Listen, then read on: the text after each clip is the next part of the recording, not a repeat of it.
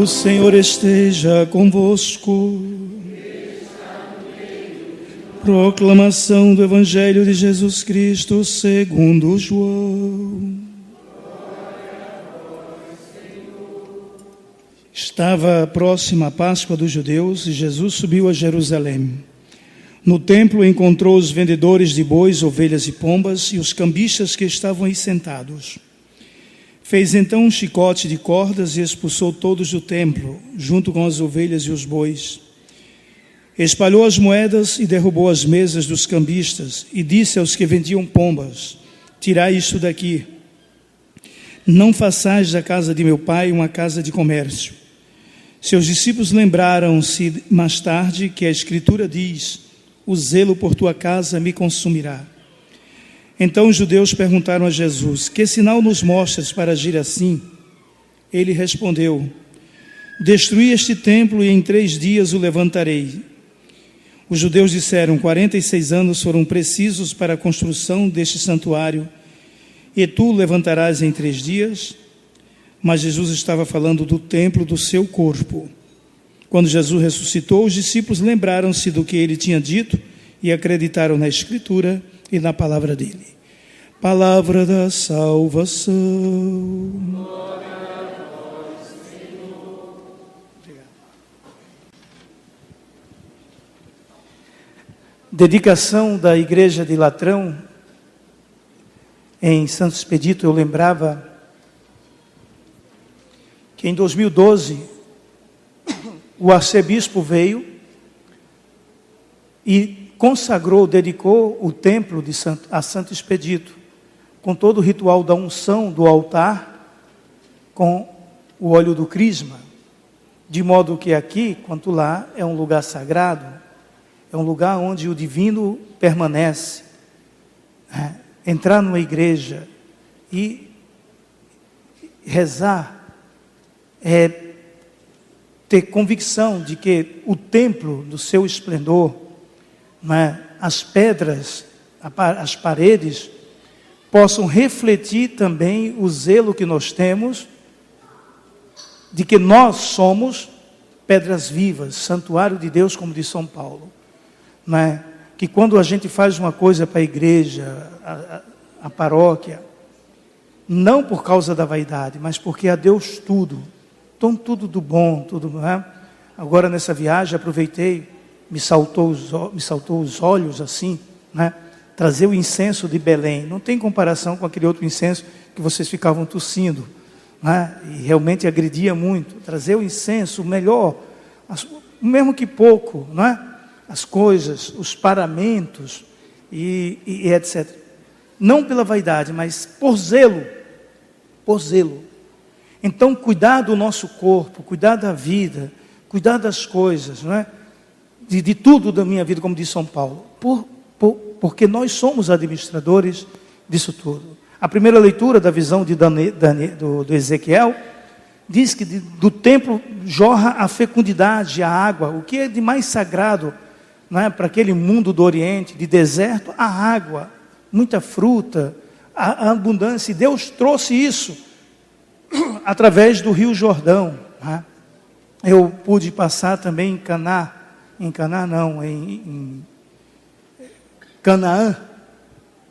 E de fato até hoje as frutas de Canaã são cheirosas, os melões, as uvas. E quando o povo no deserto, cansado, e que mandaram então, Arão mandou emissários a olhar, a terra prometida, voltaram de lá dizendo: encontramos uma terra onde corre leite e mel. Era Canaã, porque irrigada dos rios, E hoje também Israel, aproveitando dos rios, são plantações imensas em todo o deserto. Um exemplo para nós aqui, morrendo de sede, o São Paulo na seca, o Nordeste, com tanta água que temos, com tudo uma falta de vontade política, de governo, de governança, de dividir, de partilhar, esse rico e ricão país que nós temos. Bem, o povo da Bíblia é um povo sedento de vida, É isso que o profeta está dizendo aqui na primeira leitura. O homem me fez voltar até a entrada do templo, eis que saía água da sua parte subterrânea na direção do leste, porque o templo estava voltado para o oriente, e a água corria do lado direito do templo, ao sul do altar.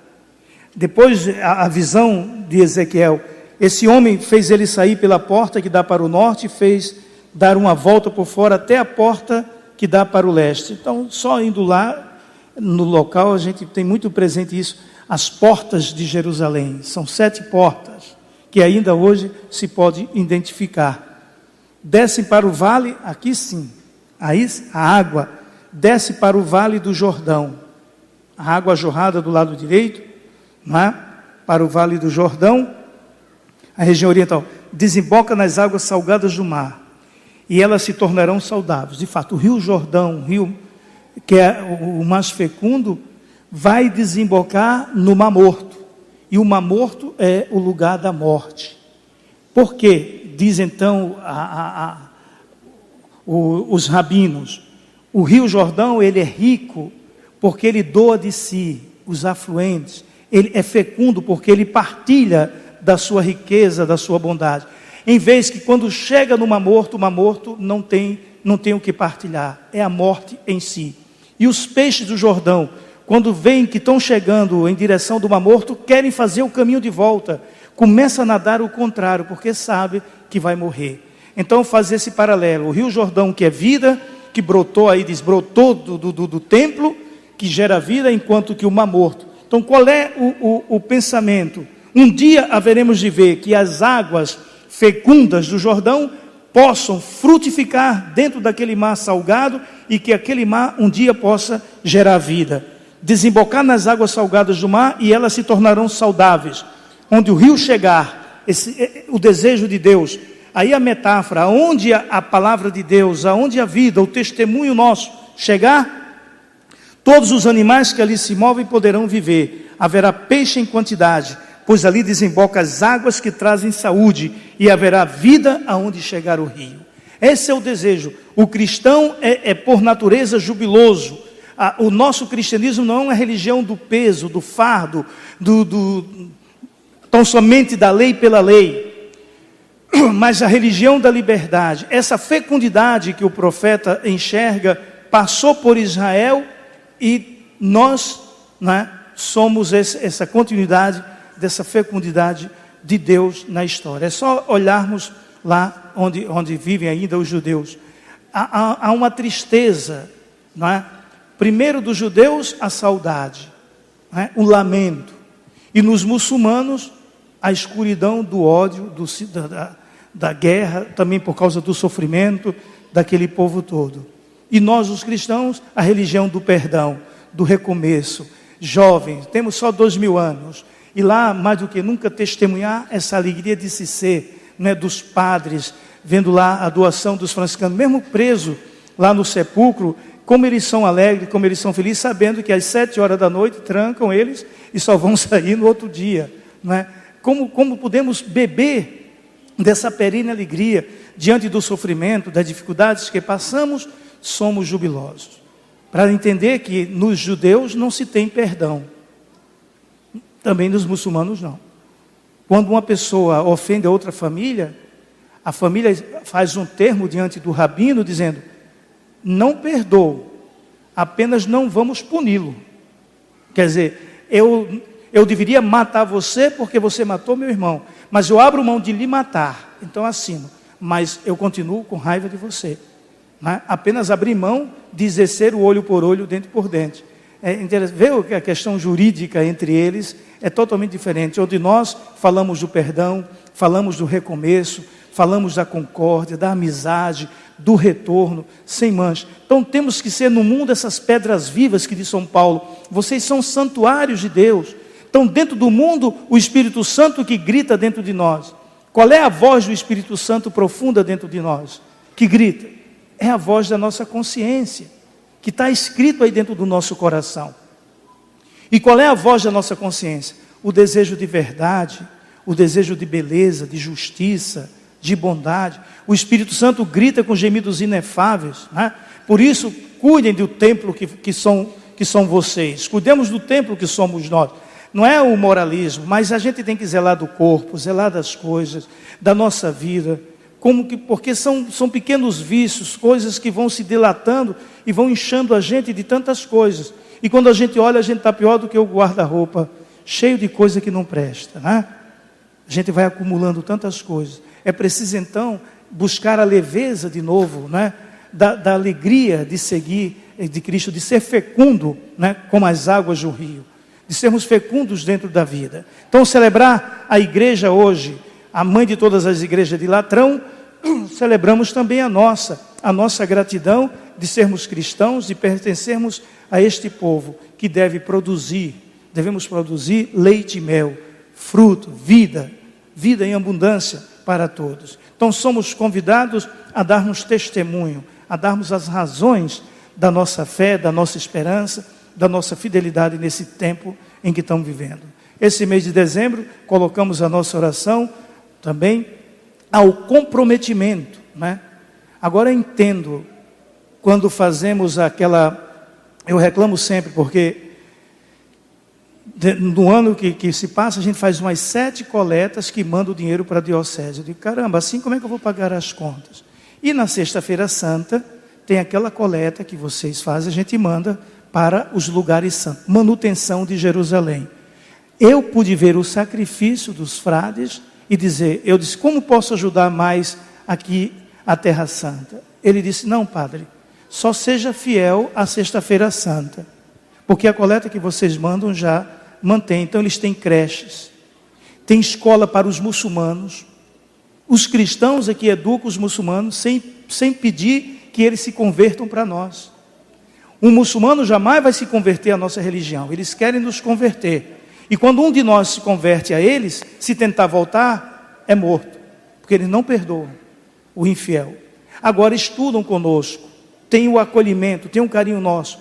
Como eu vi esse Frei Bruno, um dos frades, chorar, quando um desses meninos muçulmanos, frequentando a nossa escola, ficou mais próximo do nosso cristianismo. Eu contei para vocês há umas semanas atrás. Vai à Síria visitar os seus tios, que são muçulmanos, descobre que esse garoto de 14 anos estava na escola católica, eles degolam o menino, tiram a sua cabeça e jogam futebol com a cabeça do garoto, né? Para dizer. Então, é um cristianismo, é uma situação onde não tem tempo de você fofocar da vida do outro, você é católico com ele. Não tem tempo de falar mal do frade, porque não dá, é o testemunho puro, 24 horas dizendo, sou cristão, dentro de um mundo de 0,2%. Ou quando o grupo radical ISIS, né, uma pessoa precisava do remédio de câncer lá, e os hospitais não podiam chegar, e lá na Síria tinha um frade escondido, e o Frei Bruno dizendo, como é que eu vou fazer? Tive que juntar um dinheirinho, porque esse remédio do câncer era muito caro, custava 4.000 euros. E pela caridade dos outros juntaram o dinheiro e mandaram escondido, comprando o remédio, indo pela fronteira, os frades vestidos de muçulmanos, sem poder dizer que somos cristãos, a ajudar essa família que estava lá isolada por causa do radicalismo. Então são essas pedras vivas que nós nos tornamos, né, dentro da solidariedade. Por isso a manutenção. Se vocês não se preocupam de manter as obras da igreja, eu não tenho de onde tirar dinheiro. Eu já trabalhei fora, já fui professor da PUC, fui professor em colégio, agora vivo do que vocês doam, do meu salário de vocês. Se não mantemos, por isso que eu digo, temos que educar os nossos filhos a essa gratuidade, porque não basta vir aqui só receber, a gente tem que dar um pouco também da nossa solidariedade. Custa manter o templo, manter as coisas, as obras. As pessoas, não, pai, se deixam de fazer assim, não sobreviveremos, né? Como é crucial, né? É a caridade, a generosidade das pessoas com que fazemos as obras. E depois lá tudo muito bem feito, tudo muito bem arrumado, um carinho, uma atenção, casas bem feitas, bonitas, organizadas, né? Um gosto. Na parte cristã e na parte judaica, um zelo muito grande. Na parte muçulmana, eles também têm muito dinheiro, mas são da cultura, uma cultura um pouco realmente relaxada, né? A gente vê isso, qual é o zelo? Por que zelamos do corpo? Por que zelamos da vida? Não é só a estética, né? Não é só a estética. Eu tenho que emagrecer 15 quilos e não consigo. Não é por estética não, é para ficar, é para ter saúde, mas não estou conseguindo. Então temos que fazer um sacrifício, não é, espiritual também. Então são certas coisas que devemos cuidar da vida, da saúde, de tantas coisas. Por isso, celebrar a igreja, templo de pedra, celebrar essa igreja viva que somos nós, o meu corpo, o templo do Senhor, não é? Como eu trato, como eu cuido, como eu vejo. Aí entre os jovens, nas farras que fazem, no descaso que tem, né, nas luxúrias que exercem, nas fantasias, né, erotizadas do mundo, então eu vou desgastando a minha própria vida. Depois somos presa fácil para câncer, para doenças psicológicas, depressão, confusão, meninos jovens, bonitos, inteiros, totalmente frágeis, carcomidos por dentro, que não conseguem, por causa vive de uma fantasia. A vida é real, a fé tem implicações reais, sacrifícios reais, afirmar, né, uma missão, uma coisa. Então, é preciso sair dessa fantasia. Eu digo muito para os jovens quando se casam, ontem mesmo, não adianta você imaginar que vai se casar com esse rapaz, que ele vai ser o que você quer que ele seja. Jamais. Que essa moça vai ser o que você diz, acha que ela é isso. Rezar a história do outro, né? Escutar o outro como é, com seu temperamento, com seu modo de ser. Porque as frustrações chegam porque a gente cria uma expectativa, uma fantasia sobre o outro, né? Uma fantasia. O outro é diferente de um objeto. Você vai comprar um carro, você olha, analisa, vê o motor, vê as cilindradas, vê tudo direitinho, os acessórios, e diz, é esse aqui. Esse aqui corresponde ao que eu quero, porque eu já vi, é mecânico. Mas com o outro, é dramático. Porque só na convivência, com o tempo, é que a gente vai descobrindo a pérola que o outro é. A joia preciosa. Aí vem também com toda a sua sujeira de pecado, que você vai aprendendo a amar, e ajudá-lo a crescer, e a perdoar, e a recomeçar. Então, temos que realmente enfrentar a vida nesse drama. Também não podemos ficar escolhendo agora, eu só vou me casar quando eu encontrar a pessoa que eu já decidi. Aí nunca vai encontrar, nunca, não é? Se não se dispõe a arriscar, a vida é um risco, não é? É um arriscar tudo, né? Com esse amor, que é imprevisto, né? Me digam aqui com o marido de vocês, com a esposa de vocês, que vocês imaginaram, pensaram de estar hoje como estão com eles. Como está, né? Foi um imprevisto, né? Gostei tanto de fulano, e findei me casando com Beltrano, e ele está comigo há 40 anos. Aprendi a amar, aprendi a gostar, aprendi a afirmá-lo, não ter medo. E para isso precisa renúncia, precisa sacrifício, precisa doação de si, né? E aí passa pela dor também, passa pelo sofrimento, e tudo se justifica porque se ama, e o mundo não sabe amar. Hoje mais do que nunca os jovens não sabem o que é amar, né? Ninguém se casa amando. O amor vai acontecendo a partir dos dias. A gente casa apaixonado, casa na fantasia, casa com tantos sonhos, com tantas coisas, mas o dia a dia vai calcando o teu amor, vai te ensinando a amar, vai te ensinando a renunciar. Eu mesmo, padre, quanta fantasia antes de me ordenar padre, e quanta coisa, uma paróquia é isso, vou fazer aquilo. E depois o Senhor vai nos moldando. Depois de 23 anos de padre, né, que vou fazer, já todas as fantasias caem por terra, e vai ficando só aquilo que se ama, só aquilo que é necessário, né, que te sustenta e que te faz caminhar. Por isso esse mundo de cobrança, moralista, não é, obtuso, relativista, eu digo que é um fardo. Como é difícil um jovem ser padre hoje, muito mais do que no meu tempo, do que 40 anos atrás, 30 anos, quando entrei no seminário. Hoje mais do que nunca é desafiador, é massacrante, né? O imediatismo, tudo, as facilidades do que se tem, né? Se não se trabalha o corpo, a mente, né? Se não se tira realmente e não se sabe enfrentar a vida, não se sustenta, não se sustenta. Então é preciso educar os filhos a esse drama e dizer para os filhos, a vida é dramática, mas vale a pena, não é? Conduzir os filhos pela mão, lado a lado, mas não substituindo e não tendo medo de que eles possam se lançar no desafio da existência. Então, mais do que estamos vendo aí, todo consultórios lotados, uma confusão do eu, não sei mais de mim, não sei o que eu sou. Não é? É só olhar eu fico vendo aí Fátima Bernardes. Fátima Bernardes esses dias, agora foi ontem, eu passei en passant, ligando lá a televisão, tinha lá uma psicóloga que quando questionaram ela, ela disse: o importante é você saber de si, o que eu quero da minha vida, o meu eu, qual é a minha dor, qual é o meu sentimento. Aí no instante cortaram. Aí a Fátima, não, é isso, muito bem, isso é gostoso, mas não aprofunda. Né? No instante tiraram a mulher de cena ali, não aprofunda essas questões existenciais.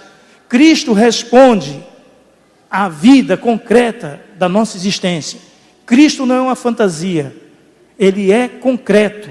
Eu estou convosco. Nós não somos uma religião da nostalgia do passado, nós não somos uma religião da vingança, mas do hoje, que se joga dizendo: eu sou tu que me fazes. Então, pedras vivas, santuários vivos, cuidemos da nossa igreja com os bens materiais, que seja reflexão, que seja realmente o reflexo da certeza que temos espiritual de que cuidamos uns dos outros. Então, que o Senhor nos abençoe e que todos os dizimistas que se doam por essa paróquia, que deveriam ser mais, a vocês, mais do que nunca, uma oração pessoal. Aí pode dizer: mas quer dizer que é só porque dá dinheiro, são diferentes? Não, é porque se doam. E existe hierarquia sim. Existem os que se doam, existem os que não se doam. Paciência. Jesus tinha a sua preferência. Pedro, Tiago, João, Marta, Maria de Cleófas, que ajudavam ele lá com as suas posses. E ele, quando na hora do vamos ver, ele dizia: vem comigo, vamos rezar junto. Então, por esses que se doam mais, a gente também reza. É justo que reze mais. Né? E cada um responda diante de Deus. Né? Não é a religião do merecimento, mas é bíblico, está lá. Depositava aos pés dos apóstolos, não é? Tudo o que recebiam diante dos apóstolos, para fazer a partilha. A vida caminhava assim, a 10ª de tudo o que tinha. Então, cada um com a sua gratidão, com o seu reconhecimento a Deus, possa dar aquilo que merece. Mas eu não vou dar dinheiro para padre, eu não vou dar dinheiro para a igreja, e como é que a gente respira, como é que a gente se mantém? Vocês sabem que do salário que eu vivo, daquilo que tiro, sobrevivo com vocês. Agora, o trabalhador é digno do seu salário, como todos vocês trabalham, tem direito a um salário justo, que dê condição de casa, moradia, saúde, educação, lazer, não é? Isso o padre também não está fora do tempo. O padre tem que ter uma vida que seja digna de saúde, educação, a vida, o lazer, o seu tempo, tudo. É impossível não se viver, né? A não ser que eu, por vocação, decidisse ser anacoreta, o trapista, como temos lá as montanhas dentro de Judá ainda, monges, encontrei lá dentro do deserto de Judá um convento de frades trapistas, de monges, que se isolaram e que também é valoroso a oração. Só que eu não tenho esse carisma ainda, eu peço a conversão, mas não tenho. Quando era jovem, quando eu tinha meus 32 anos de padre, pelo meu movimento, todos os anos o meu movimento, uma vez por ano, pede disponibilidade dos padres para a missão. E eu tinha um desejo imenso de ir para a Sibéria, né? Porque eu vi uma velhinha, agora não, eu estou com 49 anos, 48, não tenho mais condição de... Né? Mas se a vida me pede, por ver uma velhinha aqui dizendo: vieram os materialistas, os ateus, passaram com seus tanques de guerra sobre nossas casas e nossas igrejas, mataram todos os padres na Sibéria, né? A Revolução Russa. Depois destruíram tudo. Ela disse: mataram os padres, destruíram a nossa igreja, mas não tiraram Deus de dentro dos nossos corações. Uma velhinha de 80 anos, lá na Sibéria. Quando eu vi o testemunho, eu digo: eu gostaria de ir lá, de ser assim, mas Deus me quis aqui, e o movimento não me permitiu de ir, né? O Filipe disse: não, você é necessário no Rio de Janeiro. Então, a gente vai aderindo àquilo onde é. Por isso eu digo, coração de padre é um coração sem pátria, sem pátria. Hoje estou aqui, criei tantos laços, tem algumas Martas, algumas Marias comigo, algum casal, Lázaro, que cuidam, mas depois, se Deus me chama além, tchau Marta, tchau Maria, não é? Tchau Madalena, tenho que ir. Então não dá para ter aquele apego, nós nos apegamos do mundo, dá para ter aquela reverência, aquela gratidão, mas coração de padre, eu digo, tem que ser coração bandido. Porque se não teria que se casar, teria que parar numa esposa, não pode. Então a vida é assim. Isso para nós. Para nós é bom que sejamos assim. E para vocês que são casados, não. A afirmação da esposa, do filho, do marido. Então a gente se completa como pedras vivas. O sacerdote no seu modo de ser, vocês a família também. Então nos completamos. No dia que quiser parar o padre ali, e quando o padre não entende isso, é destruição total da sua vida. Né? Fazer as coisas, a casa, a igreja, não porque é sua, porque virão outros. Né? Constrói essa igreja. Isso aqui não é uma obra de político que um faz, outro destrói. Uma continuidade. Né? Então é necessário fazer as coisas que são justas, que são razoáveis, para que a continuidade possa acontecer na vida da igreja. Então assim, cada um no seu testemunho, cada um na sua vida. Então peço isso da vida do templo vivo do Espírito Santo, que somos nós, sobretudo os jovens, não desanimem. Vocês são muito caros a Deus. Vocês não são o futuro da igreja, como dizia Papa João Paulo II. Vocês são o presente jovem da igreja. Não se trata de saudosismo, dizer no meu tempo era assim. Não, o tempo que se diz hoje. Né? E nós, os que temos mais anos de vida, dizendo como está mudado a vida, como mudar as coisas. Mas se olhar, o essencial nunca muda. Né? A essencialidade das coisas. Então é assim que devemos testemunhar. Pedras vivas do santuário de Deus, um espírito que grita dentro de nós, Abá, papai, os gemidos inefáveis de verdade, de beleza, de justiça. Não tenhamos medo, porque o Senhor cumpre aquilo que prometeu e não decepciona com a sua vida, com a sua ressurreição. Então, quer se casar, pede a Deus. Né? Quer viver a vida assim, vai. A profissão, imagine quando casa, vocação e profissão. É uma coisa de outro mundo. Né? Agora, às vezes, a gente tem que se sacrificar numa profissão que nem tanto a gente coincide com a vocação. Como posso, né, unir esse binômio da minha vida? Só por um amor maior. Né? Pelo salário, pelas conquistas materiais, vamos estar sempre insatisfeitos. Então busquemos aquilo que a traça não corrói, né? Que o ferrugem não destrói, como diz Jesus. Isso sim é ser pedra viva dentro desse mundo tão confuso, tão instável. É a instabilidade de Deus no coração de cada um. E Cristo que diz, não se perturbe. Né? Eu venci o mundo. Então, pedras vivas do santuário de Deus, somos um só povo, um só corpo, uma só igreja. Assim seja. Creio em Deus Pai Todo-Poderoso, Criador do céu e da terra, e em Jesus Cristo, seu único Filho, nosso Senhor, que foi concebido pelo poder do Espírito Santo.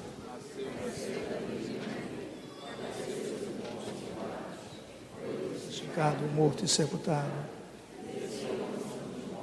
ressuscitou ao terceiro dia, subiu aos céus, está sentado à direita de Deus Pai Todo-Poderoso, onde há de vir julgar os vivos e os mortos.